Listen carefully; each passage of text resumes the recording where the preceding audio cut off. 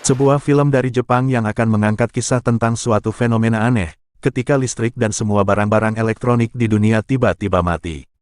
Apakah yang akan terjadi kepada umat manusia tanpa adanya listrik? Langsung saja kita ke alur ceritanya.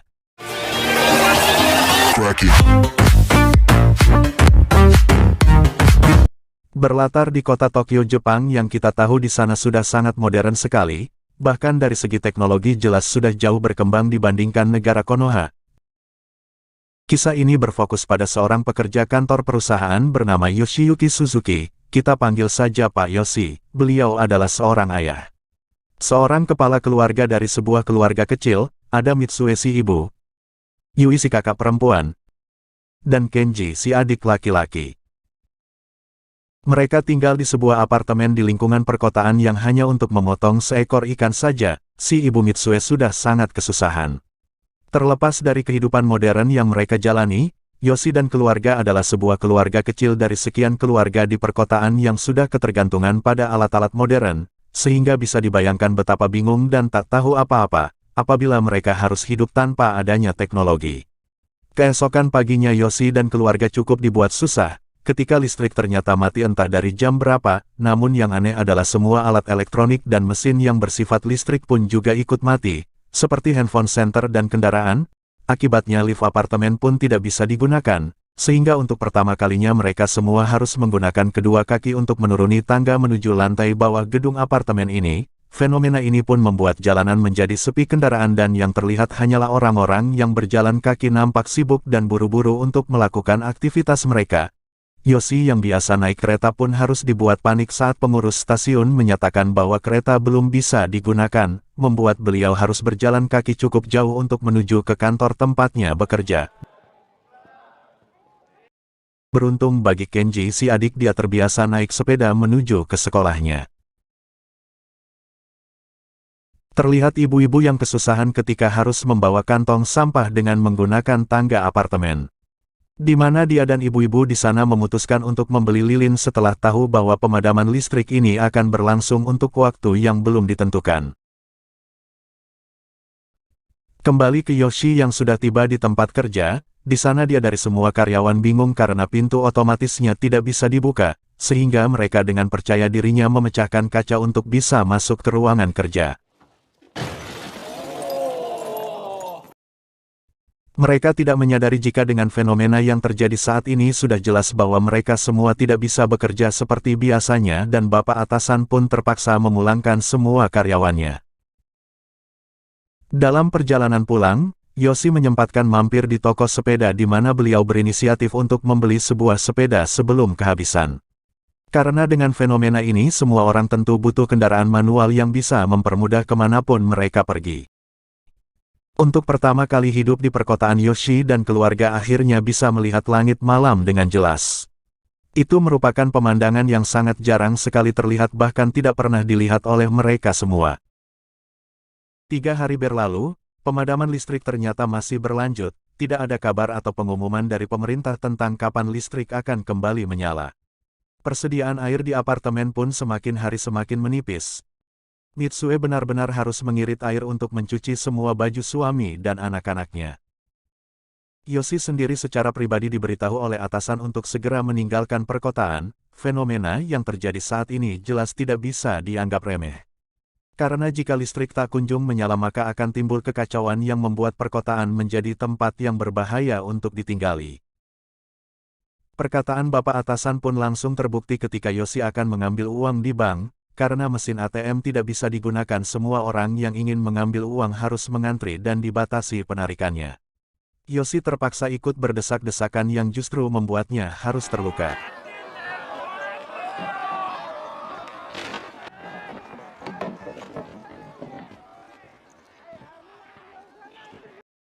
Tujuh hari berlalu, stok makanan di sebuah swalayan benar-benar sudah habis akibat kendaraan mati total yang menyebabkan tidak adanya pasokan. Setengah dari kota yang masih ingin hidup pun memilih untuk berjalan kaki menuju kampung halaman, sementara Yoshi dan beberapa penghuni apartemen lain memilih untuk bertahan dengan visi dan misi untuk menjaga tempat tinggal mereka dari orang yang tidak dikenal. Sadar jika terus bertahan di sini akan mati konyol, Yoshi dan keluarga pun memutuskan untuk mengumpulkan semua uang yang mereka miliki, supaya bisa beli tiket pesawat dan pulang ke kampung halaman tempat orang tua Mitsue ini tinggal. Mereka berencana untuk pergi ke bandara terdekat, saat dalam perjalanan Yoshi melihat sesuatu yang cukup mengejutkan ketika sebotol air dihargai sekitar 1.000 yen atau sekitar 100.000 rupiah per botolnya, dikarenakan langkanya air bersih yang terjadi saat ini. Semakin jauh perjalanan, ternyata harga air botol semakin mahal. Alih-alih akan lebih murah jika beli di minimarket, ternyata harganya jauh lebih mahal sekitar 2.500 yen atau sekitar 250.000 rupiah. Beruntung ada Mitsue ibu-ibu yang jago tawar-menawar, sehingga Yoshi dan keluarga bisa mendapatkan satu kardus botol air dengan harga masing-masing sekitar 60.000 rupiah saja. Mereka semua akhirnya sadar betapa susah dan sulitnya hidup tanpa listrik yang saat ini, listrik sudah menjadi kebutuhan sehari-hari. Dikarenakan tidak ada listrik mereka pun akhirnya kencing sembarangan, karena toilet penuh dengan kotoran. Mereka pun harus makan seadanya dengan hanya segumpal nasi dan juga kacang merah. Singkat cerita, setelah mengayuh sepeda sejauh beberapa kilometer, Yoshi dan keluarga harus mengalami kekecewaan karena pesawat tidak bisa digunakan. Sejak awal sudah dijelaskan, bahwa semua kendaraan darat, udara ataupun laut semua tidak bisa digunakan lagi dikarenakan tidak ada energi listrik. Alhasil Yoshi dan keluarga pun terpaksa bermalam di sebuah hotel yang gelap dan tidak ada air sama sekali. Yoshi sebagai kepala keluarga sudah mengambil keputusan untuk tetap pergi ke kampung halaman kakek di kampung dengan cara menempuhnya menggunakan sepeda. Keesokannya Yui dan Kenji pergi ke toko buku untuk mencari peta negara Jepang. Setelah diperiksa jarak antara kota Tokyo dan kampung halaman ternyata sangat jauh dan bisa memakan waktu berbulan-bulan untuk bisa sampai ke sana. Sementara Mitsue mendapat kabar dari orang-orang yang lewat, jika kota Osaka adalah satu-satunya kota yang tidak dilakukan pemadaman listrik, sehingga mereka memutuskan untuk pergi ke Osaka ketimbang pergi ke kampung halaman yang jaraknya sangat jauh. Sementara itu, beruntung bagi Yoshi dan keluarga karena mereka masih punya stok minuman, di saat orang-orang kaya yang memiliki barang-barang mewah ditolak untuk barter bahan makanan, karena saat ini semua barang mewah itu tidak ada gunanya. Keluarga pun berhasil mendapatkan satu kantong beras yang akan dibarter oleh barang yang Mitsue miliki. Kita akan diperlihatkan sebuah pemandangan yang sangat jarang terlihat, ketika jalan tol yang biasanya ramai kendaraan justru kini dipenuhi oleh orang-orang yang sedang berjalan menuju tujuannya masing-masing. Yoshi dan keluarga tetap bisa tersenyum meski kondisi saat ini benar-benar sedang sulit. Ketika istirahat, muncullah pasangan orang tua yang berminat untuk membeli botol minuman mereka. Akan tetapi transaksi jual-beli hanya bisa dilakukan dengan cara barter, Yoshi pun terpaksa menolak memberikan botol minumannya. Saat malam hari tiba, Kenji dikejutkan ketika seorang pria sedang mencuri satu botol air lalu Kenji mengejarnya. Ternyata pria itu adalah seorang ayah yang masih punya bayi kecil, dan botol air itu digunakan untuk membuat susu untuk bayi kecilnya. Takut terulang kejadian yang sama, Yoshi dan keluarga pun memilih untuk istirahat di tempat sepi lebih tepatnya di pinggir sungai.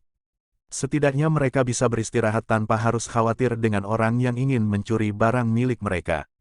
Ketika melanjutkan perjalanan, terjadi hujan deras disertai angin kencang sehingga membuat mereka harus berteduh di bawah jembatan. Akibatnya sepeda dan persediaan makanan pun harus hancur tertiup angin, sementara Yoshi masih sempat-sempatnya kebelet tepat di tengah rimbunnya rerumputan.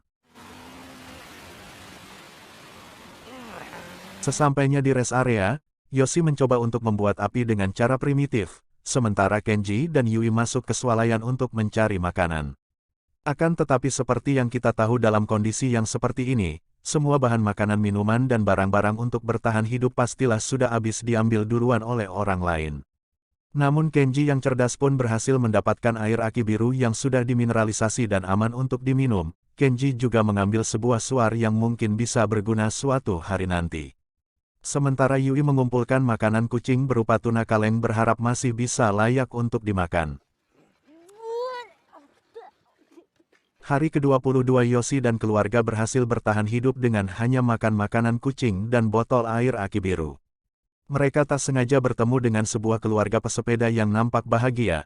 Mereka menikmati keadaan yang sedang terjadi saat ini.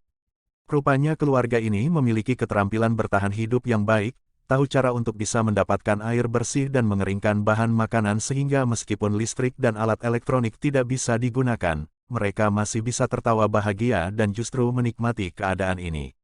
Salah satu anak dari pesepeda memotret mereka berempat secara tiba-tiba. Kamera yang digunakan ternyata bukan kamera digital sehingga masih bisa digunakan dalam situasi seperti ini. Yui berinisiatif untuk memberikan alamat rumahnya. Dia berharap jika nanti keadaan kembali normal mereka akan mengirimkan foto tersebut supaya menjadi pengingat tentang apa yang terjadi saat ini. Sebagai kepala keluarga, Yoshi ternyata gengsi dan tidak ikut ngumpul bersama mereka. Bahkan saat melanjutkan perjalanan pun dia berada di posisi paling depan karena tidak ingin dianggap lemah atau dianggap remeh oleh keluarga pesepeda ini. Tiba di persimpangan, Yoshi dan keluarga diajak untuk ikut pergi menuju ke pegunungan. Akan tetapi mereka tetap pada rencana awal yakni pergi menuju ke Osaka. Sesampainya di kota Osaka, Yui kecewa ketika mengetahui jika Osaka sama saja dengan kota-kota lain bahkan jauh lebih buruk. Yoshi menyesal karena telah egois untuk tetap pergi ke kota Osaka dan menolak ajakan dari keluarga pesepeda untuk pergi ke pegunungan. Penduduk Osaka yang sudah sangat kelaparan pun terpaksa menangkap dan memasak semua binatang di tempat wisata laut atau wisata akuarium laut. Sehingga Yoshi dan keluarga pun segera ikut mengantri supaya kebagian makanan. Tetapi semua makanan sudah habis tak tersisa, Yoshi bersujud memohon agar keluarganya bisa makan sedikit saja.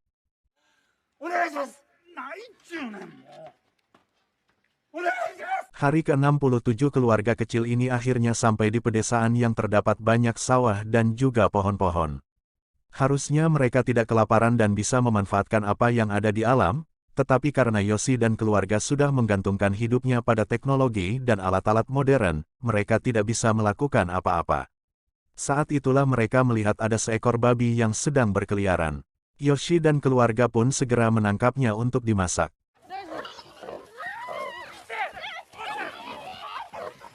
Tetapi ketika sudah tertangkap tak ada satupun dari mereka yang sanggup menyembelih dan justru ketahuan oleh seorang petani desa yang merupakan pemilik dari babi tersebut.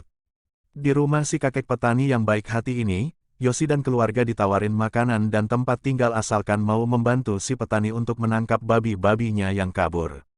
Yoshi langsung menyetujui asalkan bisa bertahan hidup demi keluarganya. Berhari-hari mereka tinggal dan diberi makan, mereka juga diajari cara hidup di kampung tanpa peralatan modern.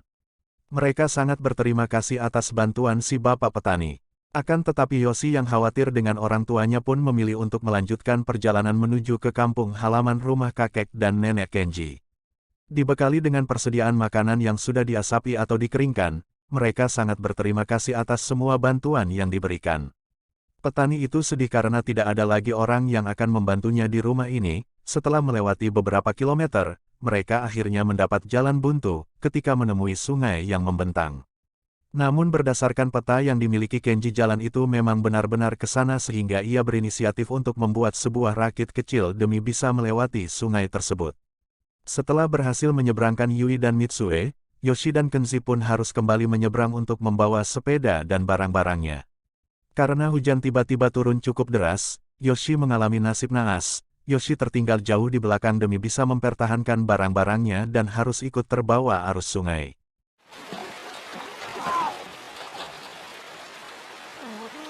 Tidak tahu apa yang terjadi pada Yoshi selanjutnya, apakah beliau masih hidup ataupun sudah meninggal.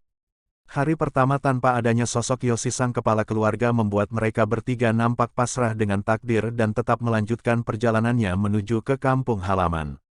Saat sedang makan daging asap, muncul seekor anjing yang kelaparan sehingga membuat Yui memberikan makanannya. Tak lama muncul teman si anjing yang merebut semua makanannya sehingga kejadian tersebut membuat Mitsue harus terjatuh dan mengalami patah tulang pada bagian kakinya. Ketika anjing-anjing itu masih kelaparan dan ingin menerkam mereka bertiga, tiba-tiba muncul kereta api berbahan bakar uap di mana mereka bertiga pun naik kereta tersebut yang secara kebetulan akan melewati tempat kampung halaman. Tak diduga Yoshi ternyata masih hidup. Saat sudah sadar, Yoshi langsung berjalan ke tempat terbuka. Yoshi melihat ada kereta api yang muncul. Yoshi teringat dengan suara yang pernah diberikan Kenji dan menyalakannya sehingga Kenji dan keluarganya pun menyadari jika ayahnya ternyata masih hidup. Hari ke-108 mereka akhirnya sampai di pantai tempat kampung halaman ayah Mitsue tinggal alias kakeknya Yui dan Kenji. Selama 2 tahun 126 hari mereka tinggal di sana dengan hidup sederhana dimulai dengan Mitsui sudah mahir berkebun, Yui yang mahir menganyam dan terakhir ada Kenji dan Yoshi yang ikut mencari ikan bersama kakeknya yang seorang nelayan. Keesokan paginya Yoshi tiba-tiba terbangun setelah mendengar sesuatu dari dalam gudang. Ternyata itu adalah suara jam waker yang menyala, disusul suara toak yang aktif dan lampu-lampu rumah yang kembali menyala. Setelah 2 tahun setengah fenomena ini terjadi, semua akhirnya kembali normal. Orang mengatakan jika fenomena tersebut berasal dari komet dan radiasi matahari yang menyebabkan listrik dan barang elektronik mati. Tapi ada juga yang mengatakan jika fenomena ini terjadi akibat ulah suatu organisasi teroris. Akibat listrik yang mati data-data pun tidak bisa dibaca oleh para peneliti sehingga mereka masih belum bisa mengetahui penyebab terjadinya fenomena ini. Hikmah yang bisa diambil oleh Yoshi dan keluarga kecilnya, sekarang Mitsue sudah bisa memotong seekor ikan dan masih banyak lagi hal yang bisa mereka ambil dari kejadian tersebut. Ketika Yoshi dan anak-anak akan berangkat melakukan aktivitasnya, saat itulah ada seorang tukang pos yang membawa sebuah paket. Paket tersebut berisi foto yang diambil oleh keluarga pesepeda. Foto tersebut adalah sebuah bukti sekaligus kenangan yang tidak akan pernah keluarga ini lupakan seumur hidupnya, cerita pun berakhir. Bisa dibayangkan apabila fenomena serupa terjadi di dunia nyata, apa yang terjadi pada film tersebut terjadi kepada kita semua, di mana orang-orang selalu menggantungkan hidupnya oleh teknologi dan ketergantungan oleh alat-alat yang canggih. Film ini admin kasih nilai 8,0 dikarenakan banyak pembelajaran yang dapat kita ambil. Jika kalian terhibur dengan video ini, jangan lupa like dan juga subscribe.